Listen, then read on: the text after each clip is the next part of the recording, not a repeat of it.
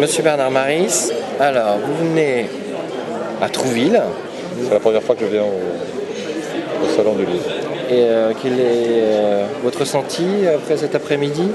D'abord être dans une compagnie assez extraordinaire. J'étais René de Obalia à côté de moi, Jérôme Garcin, François Botte en France, et seul, des gens comme ça. Donc vraiment. Bernard Maris. Oui, merci. Bernard Maris. Un bel aréopage. Bon, donc une ambiance très très sympa, des gens cultivés qui viennent, des lecteurs convaincus ou des auditeurs, puisque je travaille à Inter, beaucoup viennent me voir, me disent ah c'est vous qui travaillez sur Inter, on reconnaît votre voix, on ne connaissait pas votre tête, donc on vient voir comment vous êtes. Non, vraiment un public très très intéressant. Un salon, j'ai envie de dire, à taille humaine et très vivant. Vous êtes un homme de radio, donc un homme de la voix, et un homme de l'écriture. Donc la forme narrative n'est pas la même. Comment faites-vous la différence entre, je vous rappelle, une chronique écrite pour la radio et l'écriture pour le livre? Vous vous mettez dans une certaine condition ou ça vient directement dans un rythme différent? On va dire que le fond, la base, on va dire, c'est le bouquin. Ça existe de la recherche, du travail, c'est long, c'est de la réflexion.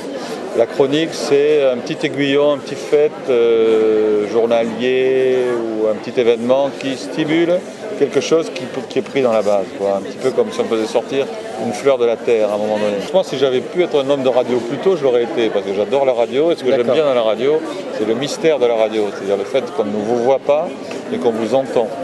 Et puis l'écriture, c'est, je crois que tout homme est en contact avec les grands problèmes, l'amour, la mort, etc. Et donc à un moment donné, il a envie d'aller vers ça, par le roman ou par l'économie d'ailleurs. Alors quel est le rapport entre l'amour, la mort et l'économie Bien, par exemple, dans le dernier bouquin, dans l'anti-manuel sur les cigales, c'est essayer d'expliquer pourquoi notre société hyper développée, hyper consommatrice, gavée en quelque sorte, surconsommatrice,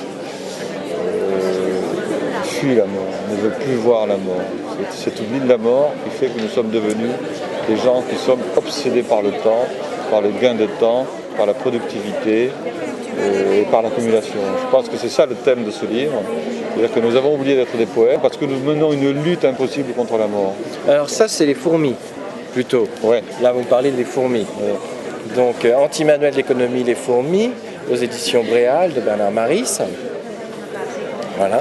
Mais alors, vous parlez aussi des cigales. Les cigales. Alors, les cigales, ça serait qui?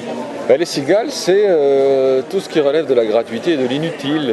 C'est-à-dire que je parle avec un ami et je lui dis, tu sais, tu devrais lire ce livre. Et ça, c'est un événement qui est totalement inutile, poétique et qui a une valeur extraordinaire.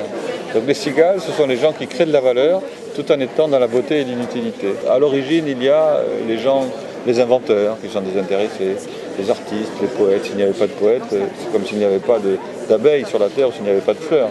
Nous mourrions, certainement. Donc on ne se rend pas compte à quel point notre société marchande, intéressée, mercantile et tournée vers l'utilité et en général la laideur, doit à tous ces gens qui, eux, sont plutôt dans l'inutilité. Le type qui se met le soir à sa table de travail pour écrire son bouquin, bon, il espère faire un best-seller, et peut-être qu'il n'arrivera jamais à publier son bouquin. Il est dans la création, ou le poète, quelque chose qui est très bizarre, c'est un poète. Ou le chercheur. Oui, tout à fait. C'est des gens...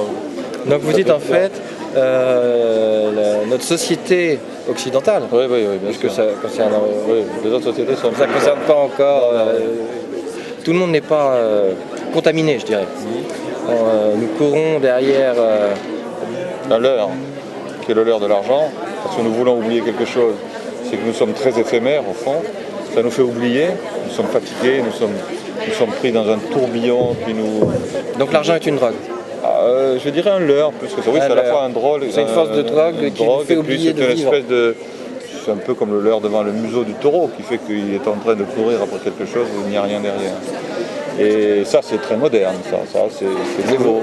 Donc très moderne, vous l'estimez à combien de temps à peu près? C'est la révolution industrielle qui a fait ça, un petit peu avant. Mais enfin, centaine d'années alors. La grande... D'après vous, la société, parce qu'on a quand même l'impression que la société évolue un petit peu vers la culture, une sorte de sensation. Oui. Est-ce que c'est votre analyse ou est-ce Alors, il y a de très qu'on belles tend de choses. plus en plus vers la consommation? Non, il y a deux choses. C'est vrai qu'on commence à se rendre compte que la consommation va nous tuer. La surconsommation va nous amener dans le gouffre, donc on commence à s'en rendre compte. Même General Motors est en train de se dire qu'elle fait trop de 4x4. Bon, d'accord.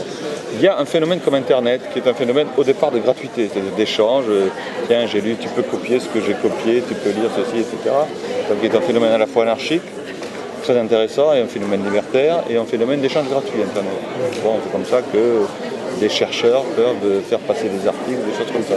Donc, il y a vraiment fondamentalement dans l'humanité, il y a un fond de gratuité, je dirais, qui fait agir les hommes. Quand vous voyez quelqu'un qui tombe à l'eau, vous allez le secourir, vous n'êtes pas obligé. Il ne vous donne pas de l'argent pour aller le secourir. Donc, on a quand même une main qui prend, c'est la main du marchand, du commerçant, mais moi je l'ai, hein, je ne suis pas en train de donner les leçons là. Hein. Oui, bien sûr. Et puis on a une main qui donne. Les cigales, les fourmis, d'après vous, qui va gagner?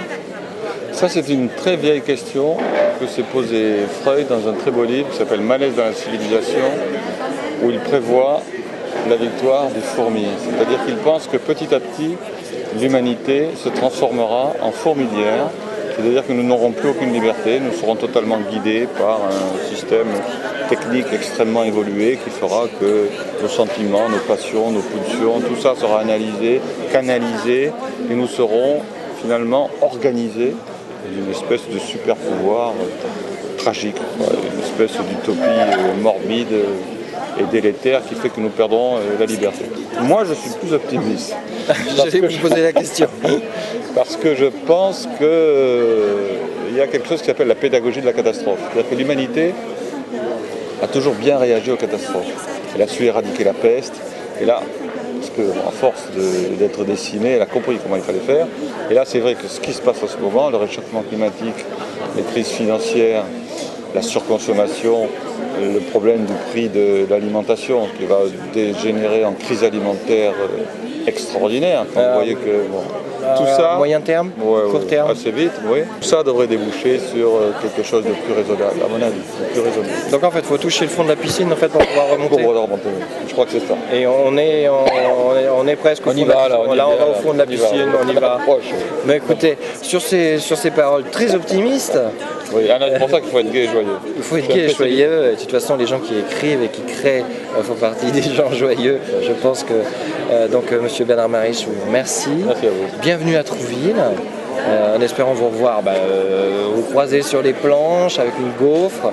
Alors voilà, le bonheur il est simple, c'est les planches, une gaufre au sucre ou au caramel salé. Hein, voilà. Donc merci beaucoup. À vous, merci infiniment. Et à bientôt. Au revoir. Au revoir.